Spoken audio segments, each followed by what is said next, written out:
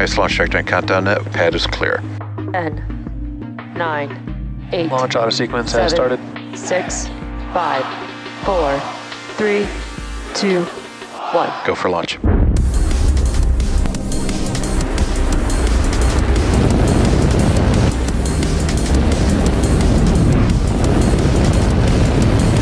Vehicle is supersonic.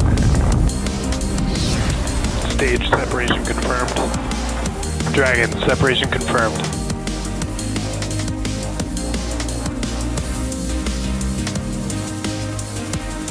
Stage 1 is transonic. Landing legs have deployed. And Falcon 9 has landed. Hello everyone, you are looking at a live view of Falcon Heavy on historic Launch Complex 39A at Kennedy Space Center, awaiting liftoff at 5:56 p.m. Eastern Time. Welcome to our live webcast of the USSF-67 mission from SpaceX headquarters in Hawthorne, California. My name is Jesse Anderson. I'm a production engineering manager here at SpaceX, and I am so excited to be here with you today, bringing you coverage of our first Falcon Heavy mission this year and 5th of all time. Today's mission is a national security space launch mission for the United States Space Force, our second Falcon Heavy mission for the Space Force in about 2 months. Now, just like USSF-44 last November, USSF-67 will launch into a geosynchronous Earth orbit from Launch Complex 39A in Florida.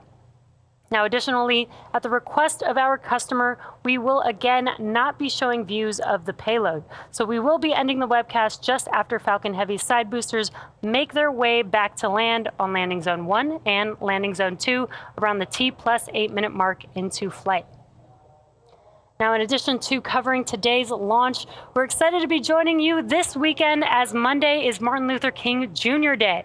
Every third Monday of January, we celebrate the life and legacy of Dr. Martin Luther King Jr., who fought for racial justice and equality for all. Here at SpaceX, we believe that in order to achieve our goals of making humanity multiplanetary, it is essential to create a team with diverse backgrounds and cultures. As we remember Dr. King's legacy this weekend, I hope that we can keep working towards furthering equality every day of the year. Now back to the mission at hand. At T-minus 13 minutes and counting, all systems are currently go for an on-time liftoff. The vehicle is nearly fully loaded with propellants and will complete at T-minus 2 minutes. The range is also green and ready to support. If for some reason we do not launch today, we do have a backup opportunity tomorrow at the same time. Now, at just under T-minus 13 minutes, let's take a closer look at the Falcon Heavy vehicle that you see there on your screen. Falcon Heavy is essentially 3 Falcon 9 rockets strapped together, which means it can carry much larger payloads, not only to Earth orbit, but to the Moon and Mars as well. Now, like Falcon 9, Falcon Heavy is a 2-stage launch vehicle. Now, the big difference is that the Falcon Heavy first stage is comprised of 3 cores, whereas Falcon 9 only has 1. Falcon Heavy has 28 engines in total. Each of these cores has 9 M1D engines, making for a total of 27 engines across all 3 boosters, which you can see there on your screen. The 28th engine is a Merlin vacuum engine on the 2nd stage and will power the payload to its final targeted orbit. Now, altogether, the Merlin 1D engines at the base of Falcon Heavy produce 5 million pounds of thrust. That's equal to 18 747s at takeoff. Now, in fact, the engines produce so much power that we don't run them at full thrust all at once until after liftoff. About 2.5 minutes into flight, the 2 side boosters will separate from the center core and come back down to Earth for simultaneous landings at Landing Zone 1 and Landing Zone 2, which you can see there on your screen. If successfully recovered, these side boosters will be refurbished and used in a future national security space launch. Now, upon side booster separation, the center core will keep firing for about 90 seconds before shutting down its engines and then perform a standard stage separation from the 2nd stage. We will not be attempting to land our center core today as the mission requires more performance. Now, this means that in order to get our payload to where it needs to go for today's mission, the center core will burn the fuel that we would typically use for recovery. And for those of you looking closely, that is why you don't see any landing legs or grid fins on the center core. Now moving towards the top of the vehicle, once the first and second stage separate, the second stage will propel our payload to its intended orbit. At our customer's request, we will not be showing views of stage 2, so immediately after the Merlin vacuum engine on the second stage fires up, we'll be directing all of our attention to the landing of our side boosters. Now above the second stage is where our payload is safely enclosed inside of the fairing. That's at the very top of the rocket there on your screen. The fairing protects the payload from aerothermal loads, heating, and contamination during ascent. Now once we reach the vacuum of space, we will jettison the fairing as the second stage continues on its journey to orbit, and we will be attempting to recover the fairing halves today with our recovery vessel, Bob. Now, as I mentioned earlier, today's launch, USSF-67, is a national security space launch mission for the United States Space Force. Now let's learn a bit more from our customer about today's mission.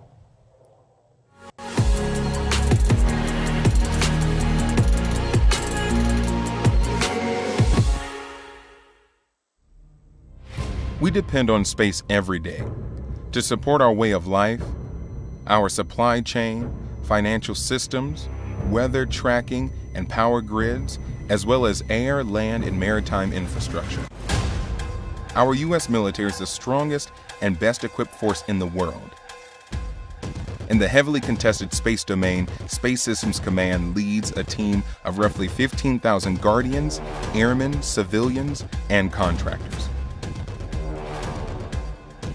Headquartered in El Segundo, California, our unbeatable team operates from multiple locations across the U.S. and includes 2 space launch deltas, SLD-45 at Patrick Space Force Base and SLD-30 at Vandenberg Space Force Base.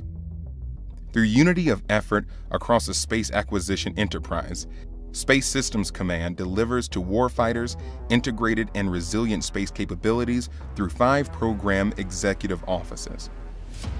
Assured access to space, procures launch services and delivers on-orbit capabilities faster and more frequently than ever before, while sustaining ranges for the United States Space Force and commercial partners. Battle Management Command, Control, and Communication delivers tactical and operational command and control capabilities to warfighters, facilitating timely and quality battle space decisions for the joint all-domain fight.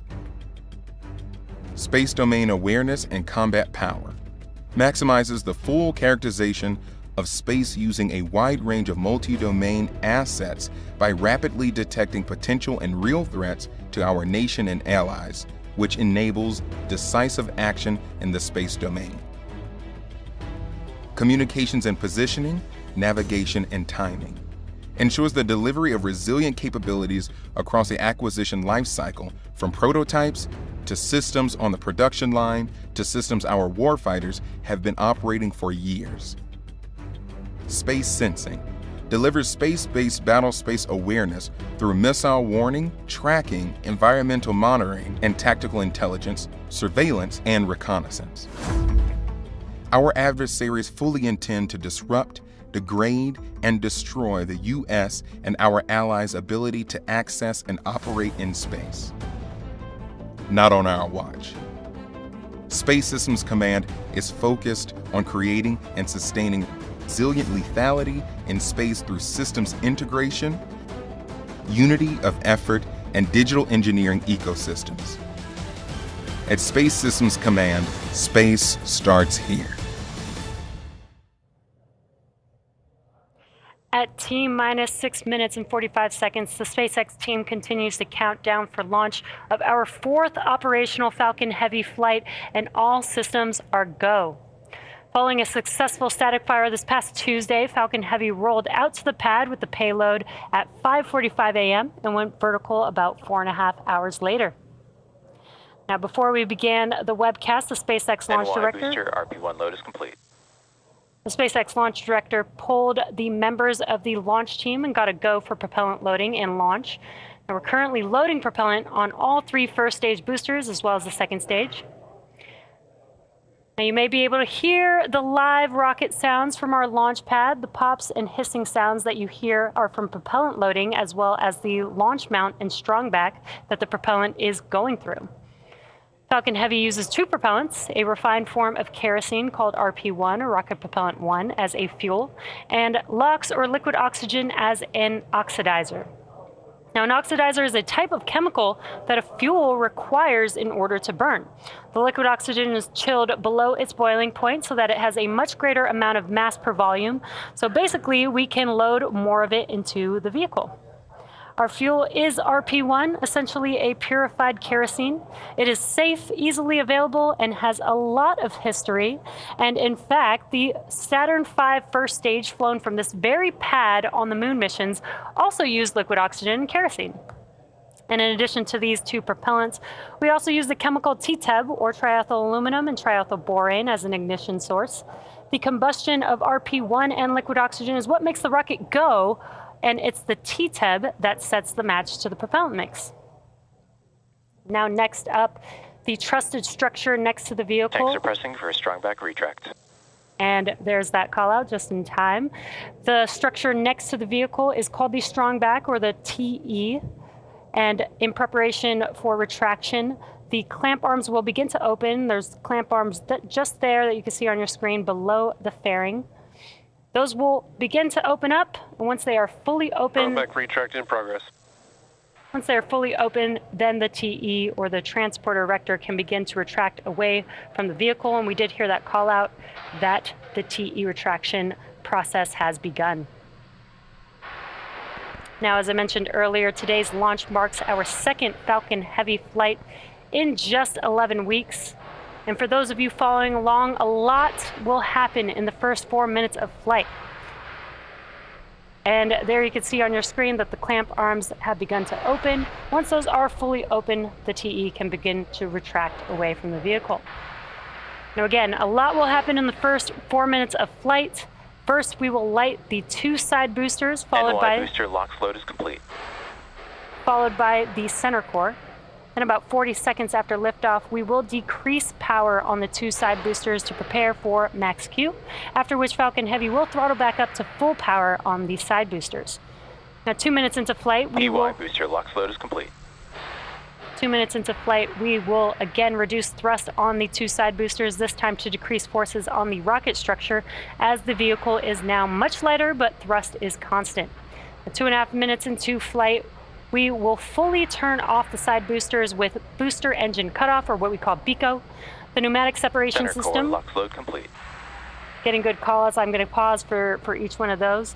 The pneumatic separation system on the center core then unlocks the two side boosters and pushes them away. Now, once we are clear of the side boosters, the center core throttles up to full power until the center core shuts down with main engine cutoff, or what we call MECO, and then separates from the second stage around the 4 minute mark. And as a reminder, we will not be attempting to recover the center core today, as the mission requires more performance. Now, for those of you looking closely, this is why you don't see any landing legs or grid fins on the center core. And from this point on, very similar to a Falcon 9 mission, the side boosters will be making their way back down to Earth for recovery. The fairing will separate, and the second stage will take the USSF-67 payload out into space. Now, as a reminder, at the request of our customer, we will not be showing views of the payload, so we will be ending the webcast just after our side boosters. Stage 2 lock float complete. Just after our side boosters make their way back down to land on landing zone 1 and landing zone 2, a little after the T+8 minute mark into flight. And as we've mentioned before, launch is hard, and Falcon Heavy is no exception. We are essentially counting down 3 rockets simultaneously, so our team is going to be conservative in case anything pops up in the last couple minutes of the countdown. Now, if for some reason we don't launch today, we do have a backup opportunity tomorrow at the same time. And we did also hear those callouts that propellant loading is now complete on Falcon Heavy. Gas closeouts. So we are now going to vent out the liquid oxygen line on the transporter erector. Next up will be Falcon Heavy in startup, and that will be at the T-1 minute mark. That's where the internal flight computers take over the launch countdown.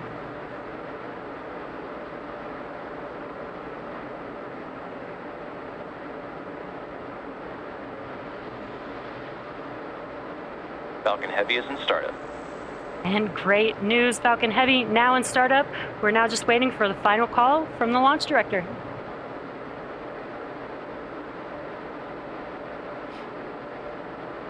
This is the mission director. Go for launch. And excellent news, all systems are go for launch of Falcon Heavy with USSF-67. T-minus 30 seconds.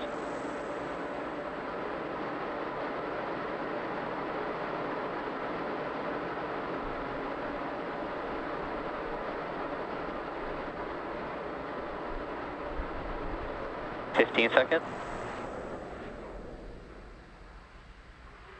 T-minus 10, 9, 8, 7, 6, 5, 4, 3, 2, 1. Engine full power. And liftoff of USSF-67. Go Falcon Heavy. Go Space Force.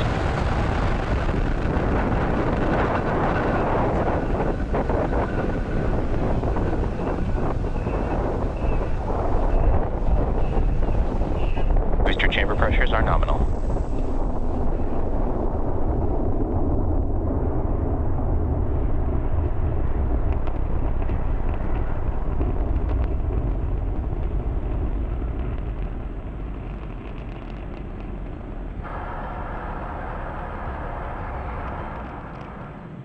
T plus 40 seconds into flight under the power of 5 million pounds of thrust. Power and telemetry nominal. Falcon Heavy is headed to space. Now we did throttle down the engines around the T plus 40 second Vehicle mark supersonic. in preparation for max Q. Max Q. And great call out there that we have passed through max Q. That's the largest mechanical stress on the vehicle on ascent. And incredible, incredible views there on your screen. Falcon Heavy in flight. Now next events coming up will be booster engine cutoff or BECO, followed by separation of the side boosters and followed by their side booster boost back burns. And then will be center core main engine cutoff or what we call MECO. Again, those events coming up here just under a minute away.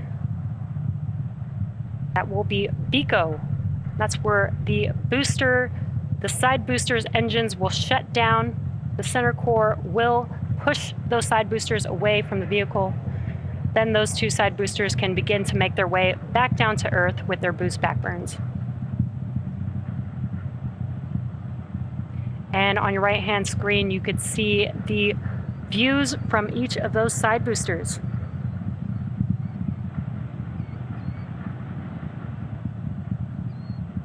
Really incredible views here. Again, we will have BECO, side booster, boost back burn, followed by main engine cutoff of the center core here in just a few seconds.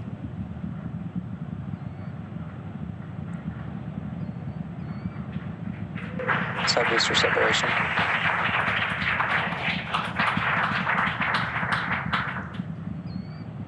Side core booster startup. Incredible views. We just had BECO and separation of the side boosters, and you can see on your left-hand screen that the side boosters have lit back up. They are now in their boost back burn, making their way back down to Earth. Now, those side boosters are returning to Florida under the power of 3 engines. That's 3 of the 9 M1D engines. So next up will be the conclusion. Next up will be the conclusion of those side booster boost back burns, followed by MECO on the center core, as well as stage separation of the center core and the second stage, and then SES-1 or second stage engine start 1. Now, as I mentioned previously, per the request of our customer, we won't be showing second stage views after SES-1. And additionally, our center core or stage 1 is expendable today, so we will not be attempting to recover that vehicle, but we should have some great views like we are seeing right now. Side core boost back shut down. We should have some great views of those side boosters touching down for landing. MECO. Stage separation confirmed. MVAC startup. And excellent views. We had the Stage 1 FTSSA has safed. We did have the shutdown of the Acquisition boost signal. back burn. We did have the shutdown of the boost back burns on the side boosters as well as MECO on that center core and stage separation.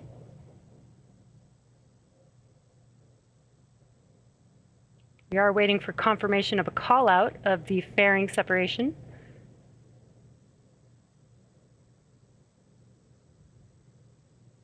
All vehicles are following nominal trajectories.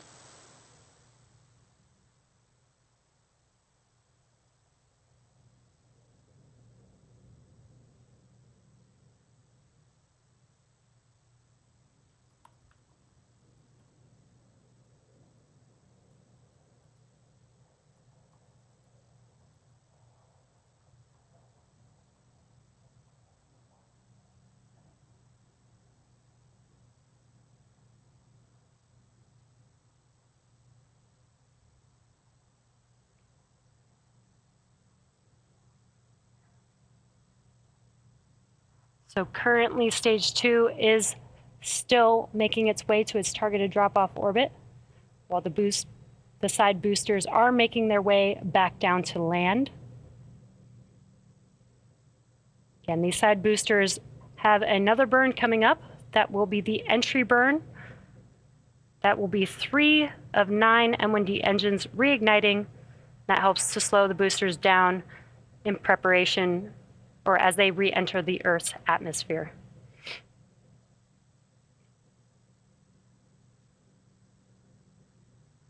We got some views here from those side boosters there on your screen. Now, at the time of separation, the side boosters were traveling slow enough to turn around and make their way back to land, to our side-by-side landing pads. If we have successful landings today, we'll mark the 163rd and 164th landing of an orbital class rocket.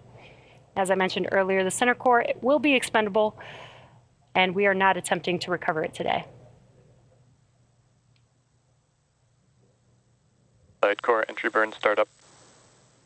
And there you can see on your screen, the entry burns for these side boosters have begun. They're just about 12 seconds long. PY-FTS has saved, and NY-FTS has saved. And the entry burns for both side boosters have now concluded. Now next up will be the final burn for each of these side boosters. That is the landing burn. It is just a single engine burn, the center E9 engine. Each one of these M1D engines have about 190,000 pounds of thrust. So that is enough to slow the vehicle down just in time for landing. And you could see the coast of Florida in the background. Side boosters are transonic. Now that landing burn coming up here in just about 20 seconds or so. Landing burn will last about 20 seconds long. Again, we are scheduled to land on landing zone 1 and landing zone 2. Landing burn. And there are those landing burns have begun on the side boosters. So let's watch as they touch down. Stage 2 is on thermal guidance. Stage 2 FTS is saved. Booster landing leg deployed.